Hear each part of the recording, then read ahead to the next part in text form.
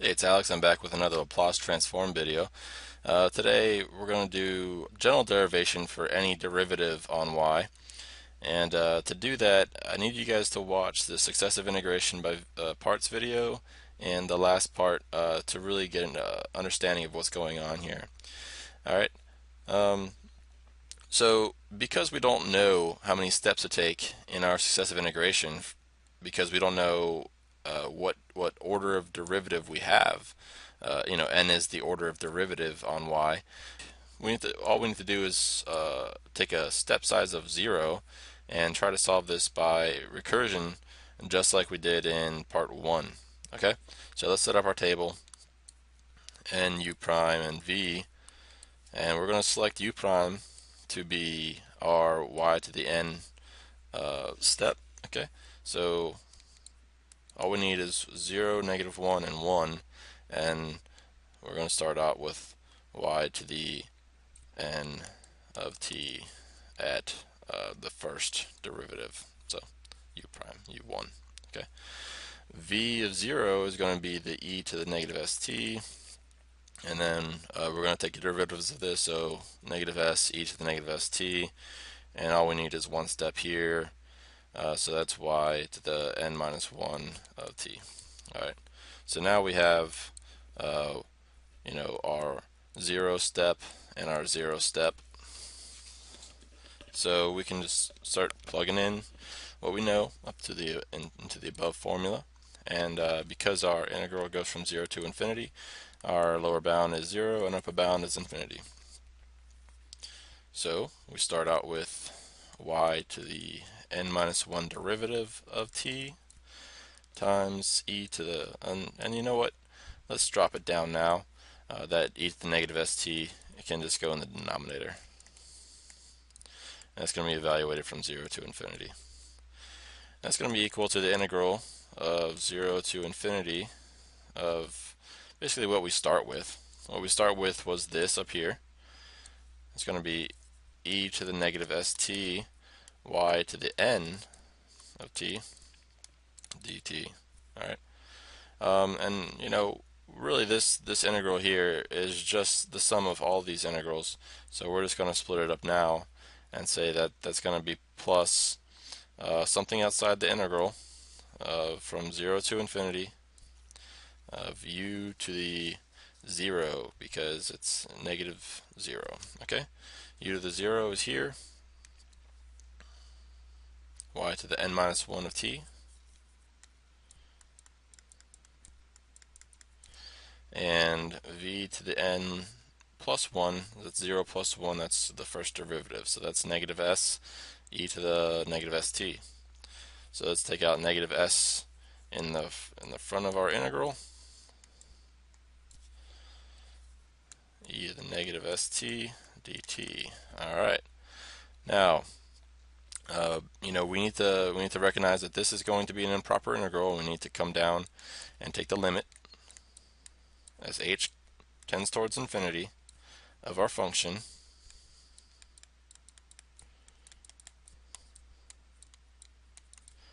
and replace our upper bound of infinity with h. And the reason why we do that again is because we want whatever we get inside of this limit to be a real valued function, and because h is a real value and it tends towards infinity, we can take the definite integral of this. Okay, so this is going to equal the limit as h tends towards infinity of y to the n-1 derivative evaluated at h, e to the sh, okay, minus y to the n-1 derivative evaluated at 0 over e to the 0, and that's just going to be 1.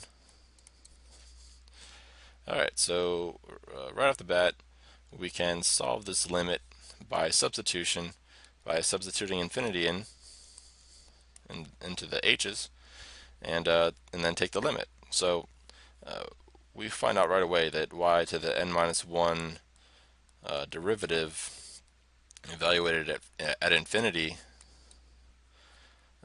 divided by e to the infinity.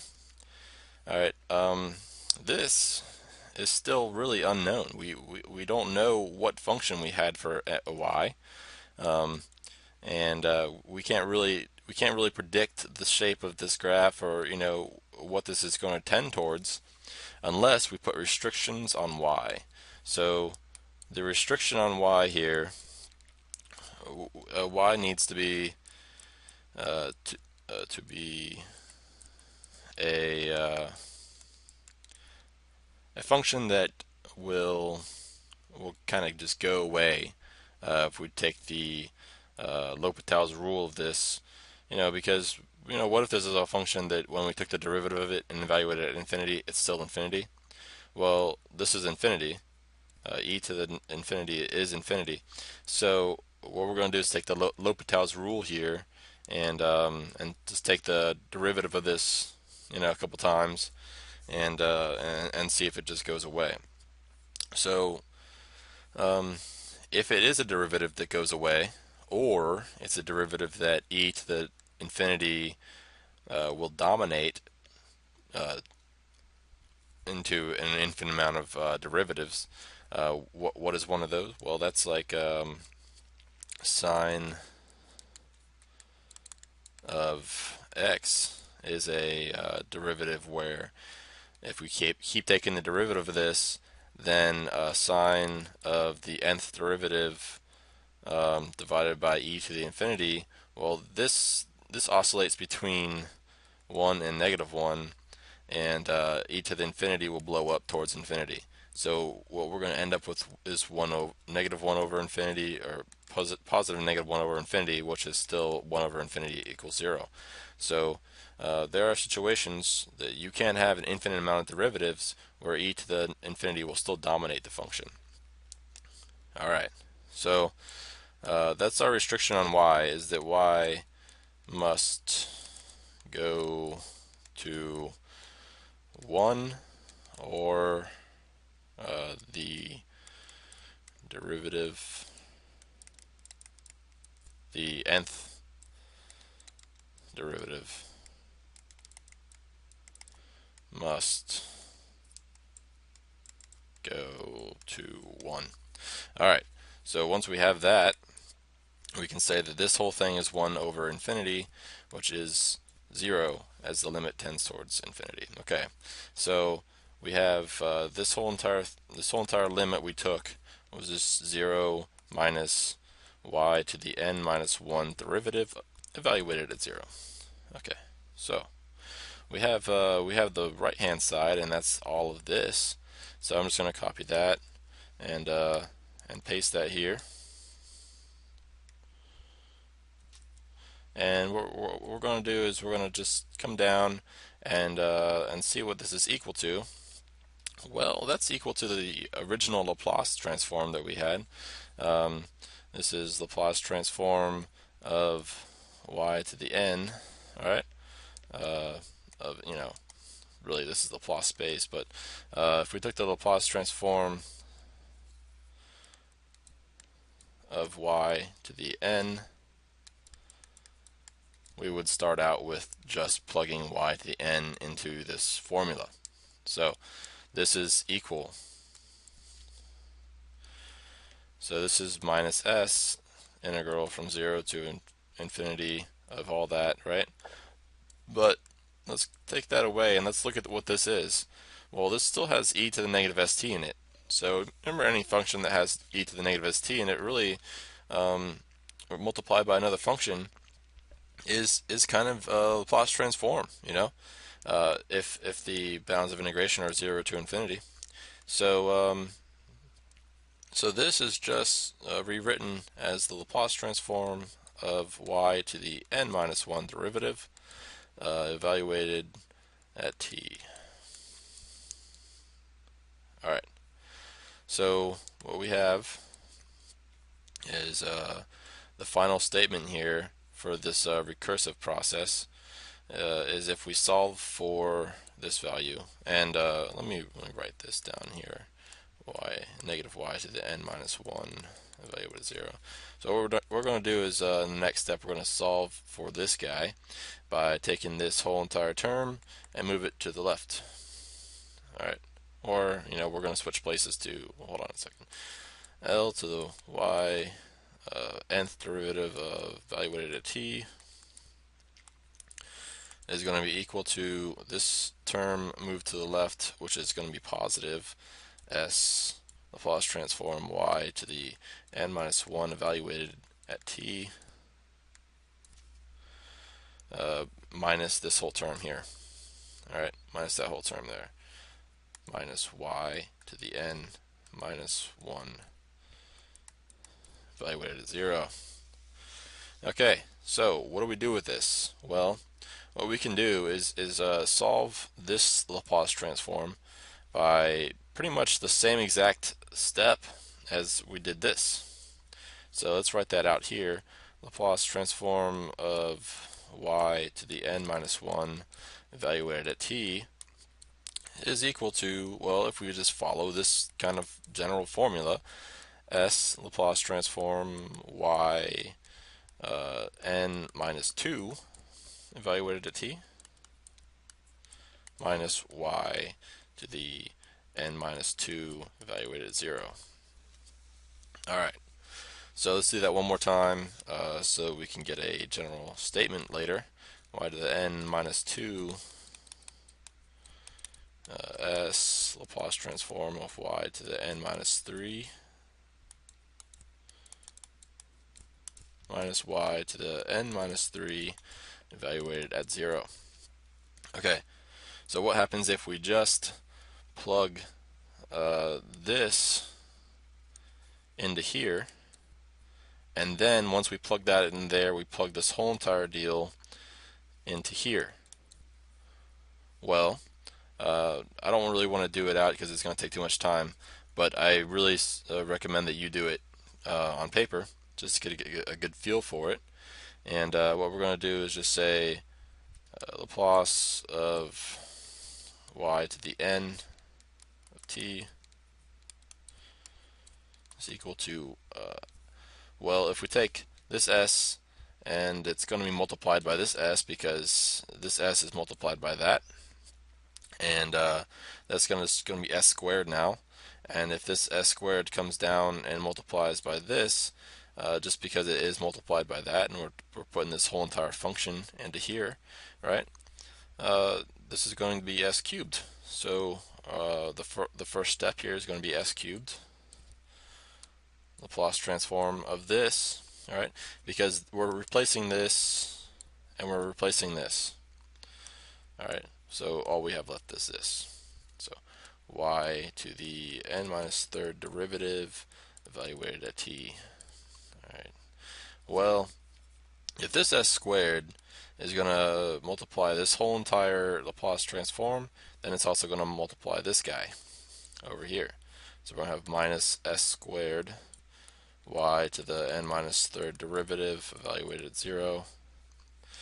And similarly, this s, if this multiplies this, then it's also going to multiply this guy. So we're going to have s minus s y to the n minus 2 derivative evaluated at 0. And then we're going to finally end it up. We're going to cap it off with this n term minus y n minus 1 derivative evaluated at 0. Cool. Well, we pretty much can see a good pattern here.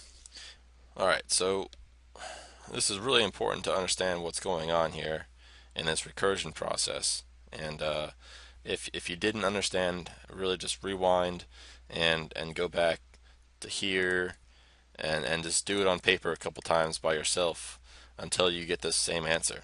And it's really the only way to do it. But in general, how many ever derivatives you have to take, all right? You're gonna want to have s to the, say, n derivative, right? Multiplied by y to the 0th derivative evaluated at t, because if we choose 3 to be n, then this term in here will be n minus n. So Oh, well, this is the Laplace transform 3 to s to the n.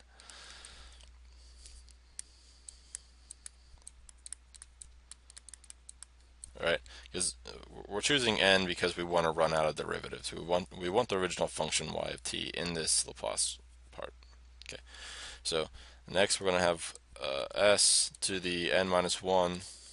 All right, because that's what happened here. All right. To the n minus n derivative, or y to the 0 derivative of 0, minus s y to the n minus 2, right, evaluated 0, and this is going to be s to the n minus 2, and then we're going to have minus y to the n minus 1 evaluated 0. And there's no s terms because up here we're never able to multiply that by an s term. Okay. So this is the general derivation for any order of differential. So look at what if we did y double prime, Laplace transform y double prime. Well, that's just going to be s squared Laplace transform of y, and when we have Laplace transform of any kind of function like y of t, we can replace like this common notation to replace this whole entire Laplace transform and just call this capital Y. Okay, so we'll do that here. Minus s, because n is 2, right? We have second derivative on y. So if n is 2, then 2 minus 1 is 1, s to the 1, y of 0, so that's going to be y evaluated at 0, minus y evaluated at, well, we need to skip to the end here, right? Because we only did 2 steps. So we got this guy here, y to the n minus 1. Alright, this is y to the 2 minus 1, this is y prime, evaluated at 0. In general, whatever the order is on your derivative is how many of unknowns, or really not unknowns, how many knowns you need in your initial value problem to be able to solve the Laplace transform. So, in the general question, what you're going to have is this thing that's going to be like the ODE solve, the ODE of y double prime plus 2y prime plus 5 something, whatever, is equal to r of t. All right, and in general, if it's an initial value problem, then you can solve it by Laplace transform. You need to have initial values to be able to solve a Laplace transform. You need to have these values to be able to do this. Okay, so IVP y of 0 is equal to 5, and y prime of 0 is equal to 10, something like that. You'll have something like that, and all you do is just plug y of 0 in here and y prime in there. Alright, we're going to do an ODE in the next example, and I'll show you a little couple tricks to get started. Alright, hope you liked it, and try to subscribe to my channel. Later.